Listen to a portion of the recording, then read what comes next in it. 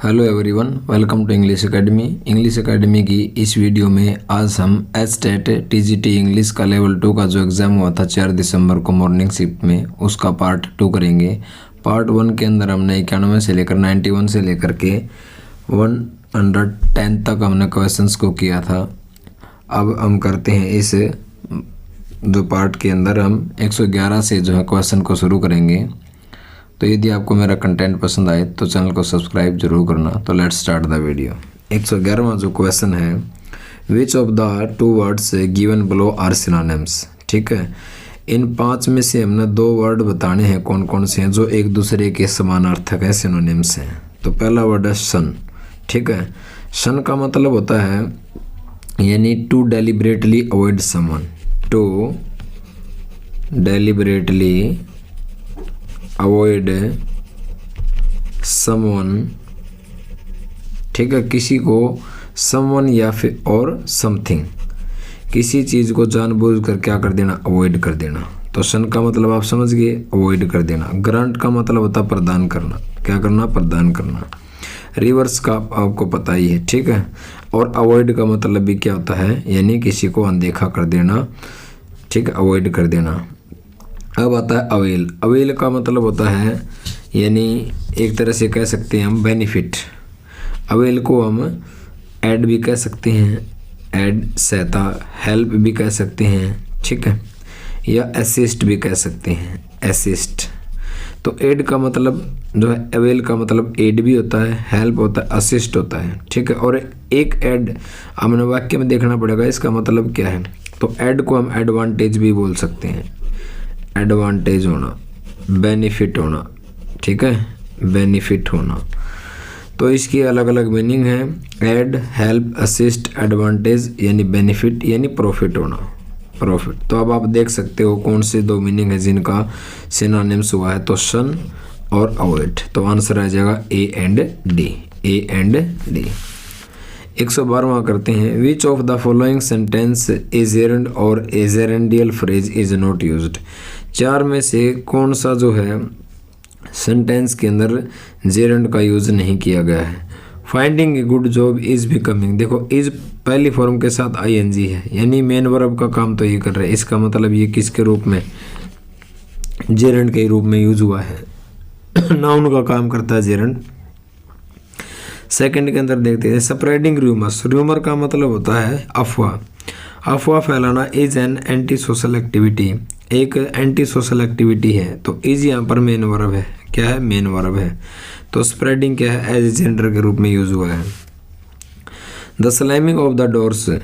ठीक है, had aroused, had plus verb की third form, had plus verb की थर्ड फॉर्म। ठीक है, यानी यहाँ पर जो स्लैमिंग है, स्लैमिंग हो जोर जोर से मारना, दरवाजे को पटक ऐसे जोर से वो करना।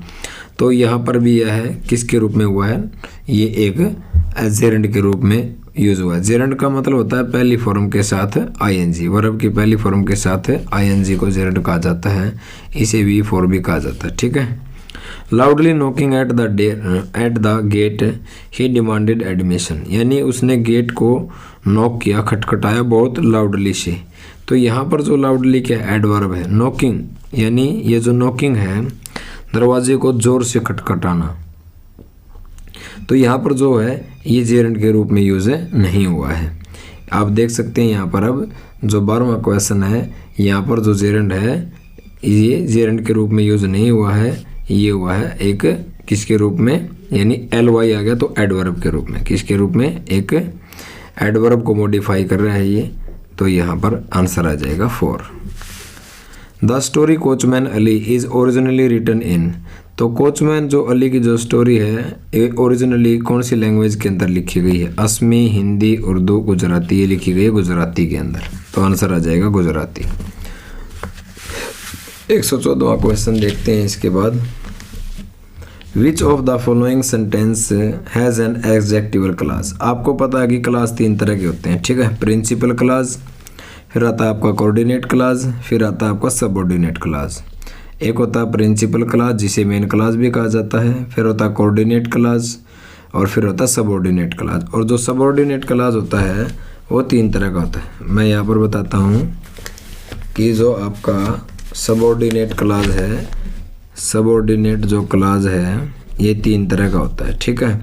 एक तो होता है नाउन क्लॉज, ठीक, और एक होता है एडजेक्टिव क्लॉज, और एक होता है एडवर्ब क्लॉज, ठीक है। एडवर्ब क्लॉज, एडजेक्टिव क्लॉज और नाउन क्लॉज। तो जो एडवर्ब क्लॉज है वो दैट, ठीक है, दैट से, वेयर से, हु से और विच से शुरू होता है। किससे शुरू होता है? विच से शुरू होता है।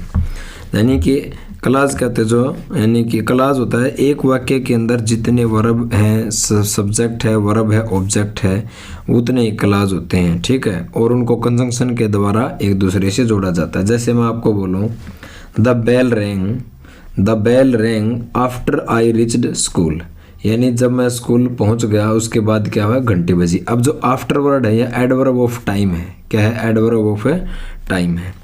तो जो नाउन क्लॉज है, नाउन क्लॉज दैट से, व्हाट से, हु और हाउ, ये जो है नाउन क्लॉज होते हैं। एडजेक्टिव क्लॉज दैट है, वेयर है, हु है, विच होते हैं।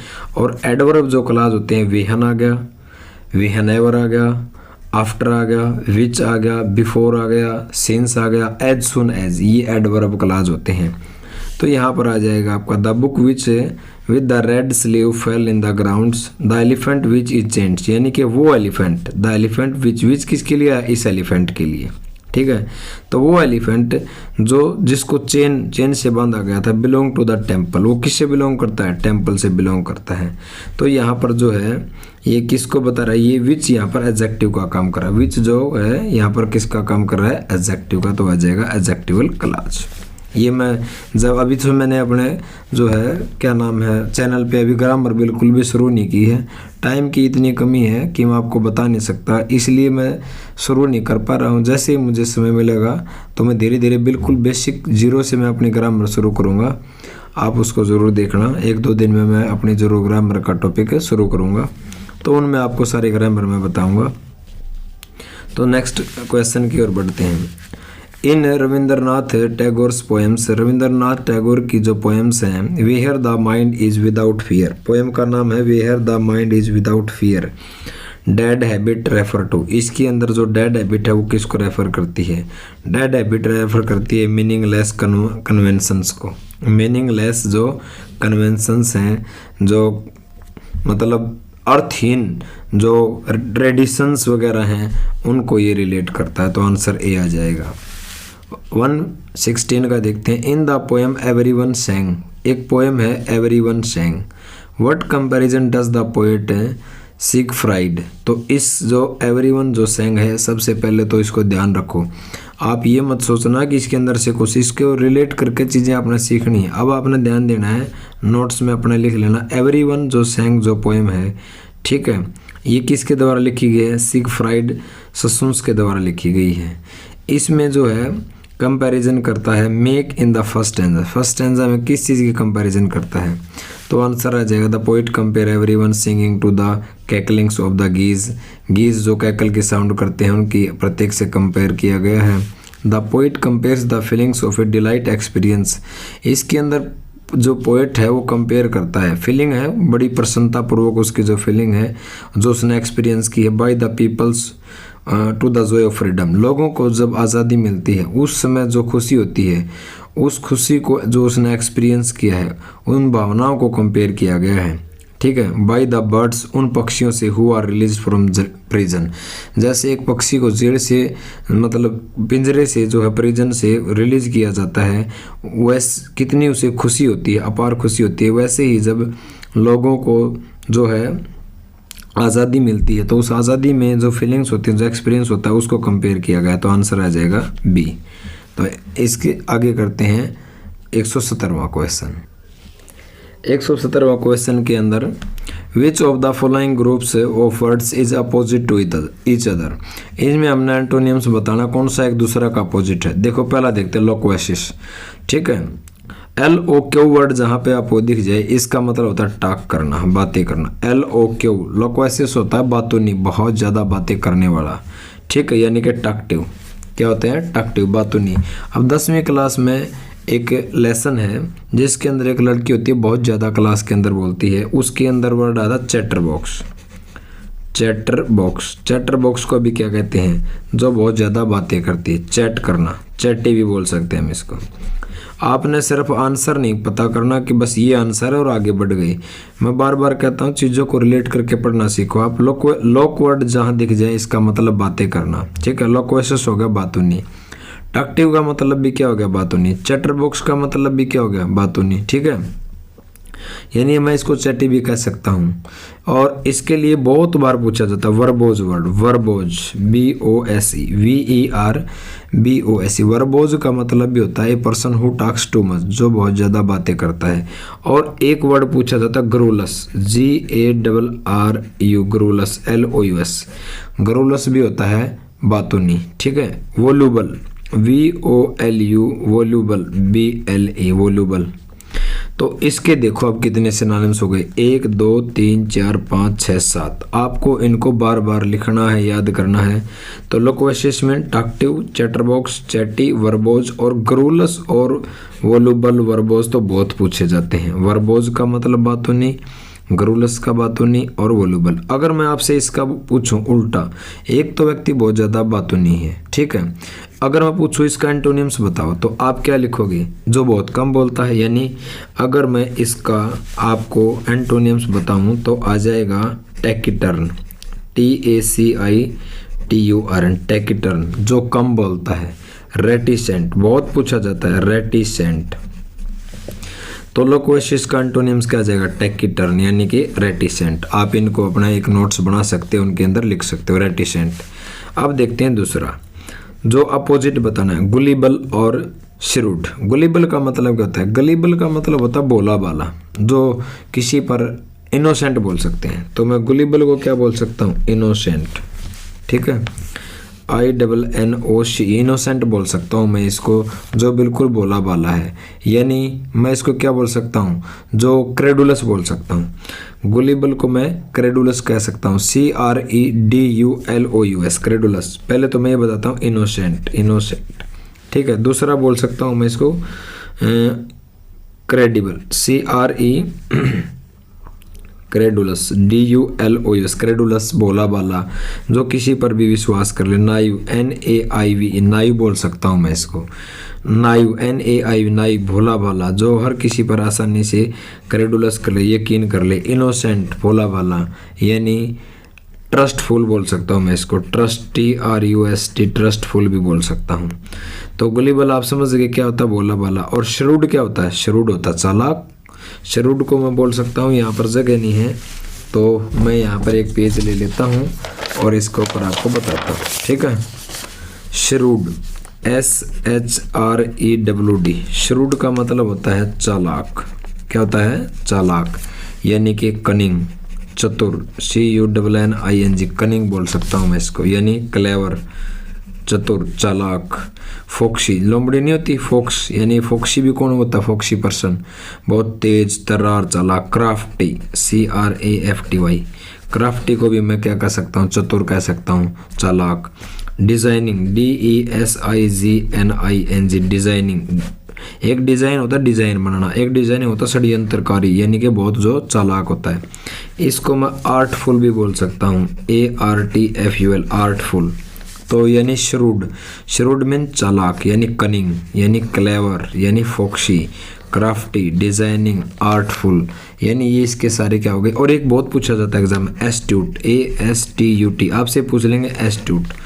अगले एग्जाम में आपसे ये पूछ लेंगे कनिंग का सिनोनिम्स बताइए, यानी चालाक का। क्लेवर का पूछ लेंगे, ऑप्शन में फोक्सी दे देंगे, फोक्सी नहीं देंगे तो एस्ट्यूट दे देंगे। एस्ट्यूट, चालाक होना, आर्टफुल होना, डिजाइनिंग होना, क्राफ्टी होना, ये इसके सारे क्या हैं, एंटोनिम्स आ जाएंगे।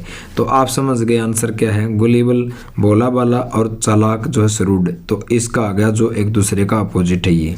अब होता है पंपस। पंपस का मतलब क्या होता है, पोम्पस भी मतलब होता है एक तरह से कह सकते हैं हम, एक तरह से उसको बोल सकते पोम्पस भी होता है कंसीटेड, यानी कि ये सिमिलर वर्ड है जिसको आसानी से धोखा दिया जा सके, ये बोलते। इरूडाइट, इरूडाइट और स्कॉलरी। इरूडाइट होता है विद्वान, यानी कि लर्नड पर्सन, LEARNED, जो विद्वान है उसको एरुडाइट कहा जाता है। स्कॉलरी कह सकते हैं हम इसको, विद्वान व्यक्ति, ठीक है। इंटेलेक्चुअल बोल सकते हैं। स्कॉलरी पर्सन होता है इंटेलेक्चुअल पर्सन, एरुडाइट विद्वान, या LEARNED लर्नड व्यक्ति को बोलते हैं विद्वान व्यक्ति।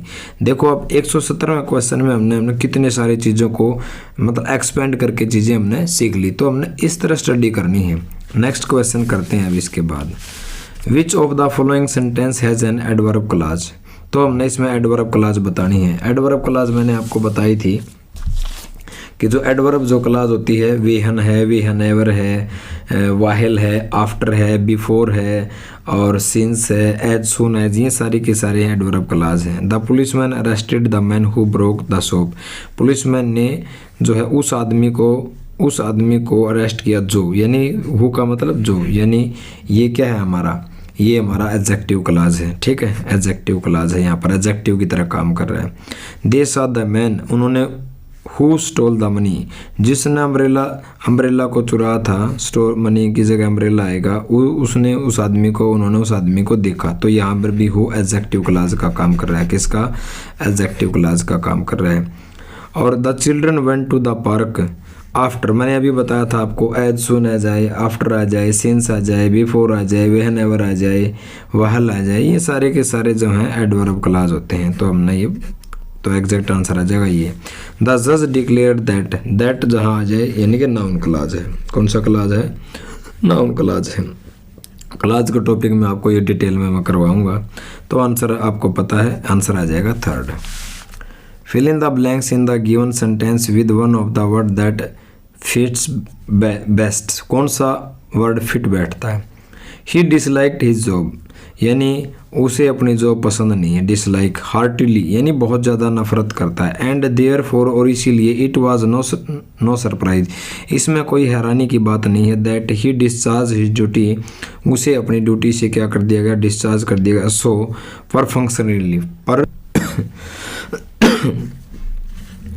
तो उसे क्या गया? सरप्राइज की बात नहीं है कि ही डिस्चार्ज हिज ड्यूटी, उसे अपनी ड्यूटी से डिस्चार्ज कर दिया गया, यानी चार्ज छीन लिया गया। सो पर फंक्शनली, पर फंक्शनली का मतलब होता है एक तरह से अधे मन से बोल सकते हैं हम इसको, अधे मन से, यानी मैं इसको बेपरवाह भी बोल सकता हूँ, बेपरवाह। ठीक है, तो ये आ जाएगा पर फंक्शनली। अब आता है आपका जो वर्ड है डोगमेटिक। डोगमेटिक का मतलब क्या था? डोगमेटिक होता है बिगट, BIGOT, बिगट, यानी फेनेटिक, FANATIC, यानी जो बहुत ज़्यादा कट्टर है, कट्टरता बोलते हैं, कट्टरता को बोलते हैं। ठीक है, तो डोगमेटिकली होता है कट्टरतापूर्वक, यानी कि बिगट बोलते हैं। फेनेटिकली बोल सकते हैं, अब इसको LY लग गया तो एडवर्ब बन गया। और अगला वर्ड है सार्डोनिकली। सार्डोनिकली का मतलब क्या था? कोई चीज़ जो पेनफुल है, पीड़ादायक, उसको सार्डोनिकली कहा जाता है। और वांटनली का मतलब होता है, एक तरह से बोल सकते हैं नॉन अब्यूजिव वे में बोल सकते हैं हम इसको। नॉन वांटनली का मतलब अब्यूजिव, ABUSI, अब्यूजिव वे के अंदर। ठीक है, हम बोल सकते हैं इसको अब्यूजिव वे में। तो आप इसको दोबारा एक बार करके देख लेना, दोबारा बार, तो ताकि आपको अच्छे समझ में आ जाए। Which of the following stories is not written by Oscar Wilde. Oscar Wilde के द्वारा कौन सी स्टोरी नहीं लिखी गई है? सेल्फिश जेंट्स, ये शायद 9th क्लास के अंदर लेसन है। हैप्पी प्रिंस भी 9th क्लास के अंदर लेसन है, ये भी ऑस्कर विल्डे के द्वारा लिखा गया। द कैंटेविले घोस्ट, ये भी इसके द्वारा लिखा गया है ऑस्कर विल्डे के द्वारा। The man who would be king, the man who would be Kings, ये इसके द्वारा नहीं लिखा गया है। तो फिर किसके द्वारा लिखा गया है ये story? The man who would be king, तो ये यूडियार्ड किपलिंग के द्वारा लिखी गई है। RUDY, रूडियार्ड, यूडियार्ड किपलिंग के द्वारा। ठीक है, तो किसके द्वारा लिखी गई है? ये लिखी गई यूडियार्ड किपलिंग के द्वारा। तो 120 जो क्वेश्चन हमने इसके अंदर कर लिए हैं।